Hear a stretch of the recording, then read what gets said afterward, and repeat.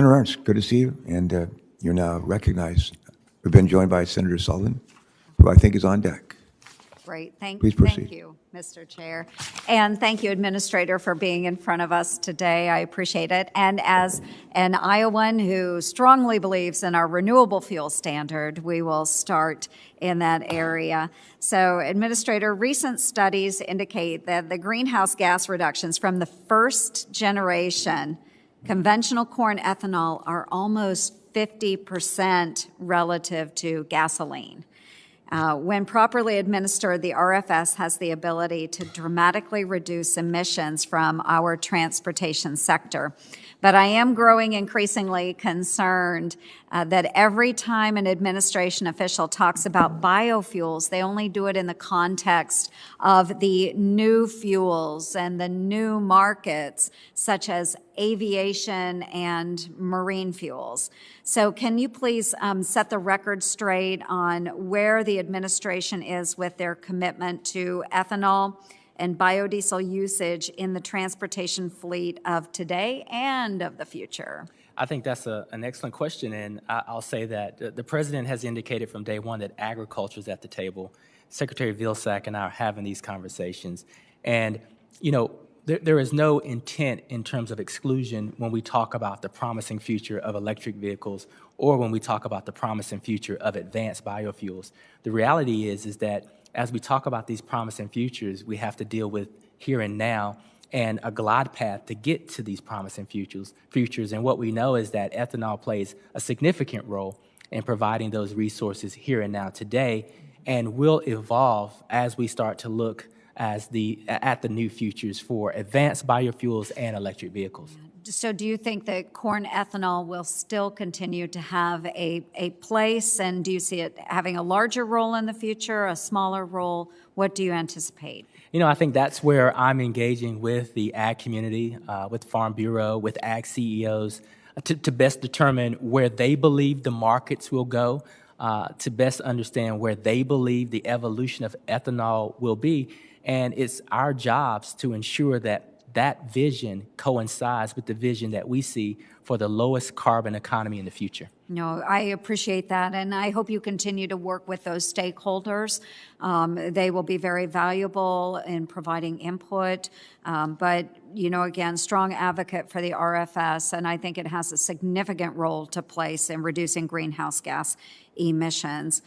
And Administrator, in a recent House hearing, you said, in regards to WOTUS, we don't have any intention of going back to the original Obama waters of the U.S. verbatim. And that was welcome news to me and to many of Iowa's farmers and ranchers.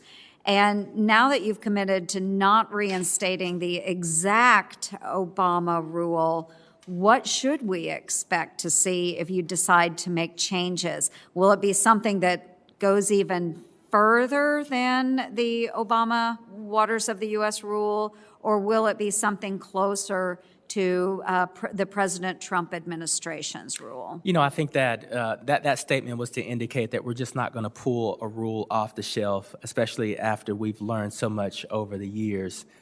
So that's not to be dismissive of what was done in the past, but I think there are some lessons learned. We're also not quite satisfied that the waters of the U.S. developed under the Trump administration is as protective of water quality as it could be while not placing administrative burdens on our small farmers. So what I'm not willing to do is sort of prejudge the outcome without an earnest engagement with our ag community. I've pledged to engage with our agriculture community. I've pledged to work with USDA and Secretary Vilsack. We are going to set up a structured stakeholder engagement where we actually sit and listen to those who are impacted by our regulations and come to some conclusions on what's the best way to move forward without ping-ponging back and forth, protecting our water quality and not overburdening our farmers.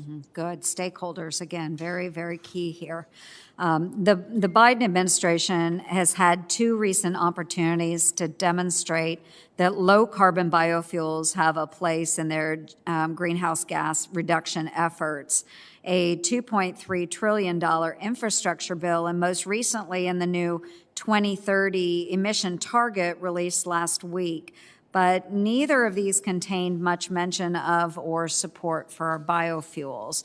So I am growing, again, increasingly concerned that every time the administration talks about biofuels, that they continue to do it in the same manner. So as we're looking at that, can you agree that advanced biofuels should be part of the nation's strategy to address carbon emissions? I think the president's very clear on this, that agriculture is at the table and that biofuels plays a role in reducing our carbon footprint, and so do many of the voluntary practices of our ag community to capture carbon and to operate in a sustainable manner. So again, I think the president's been very clear that agriculture is at the table and plays a significant role. Good. And we would love to hear our administration officials really talking about the place that ethanol and biodiesel play, whether it's reducing greenhouse gas emissions or otherwise providing affordable fuels to our American citizens. So, we really want to hear more about that to understand the commitment behind the RFS from this current administration. Thank you, Administrator. Really appreciate your time. Thank you. Senator, thanks so much for joining us and raising those important issues. Senator Sullivan's joining us. Senator Sullivan, welcome aboard. Thank you, Mr. Chairman and Administrator. Welcome. Congratulations again on your nomination and confirmation. I want to talk a little bit about this issue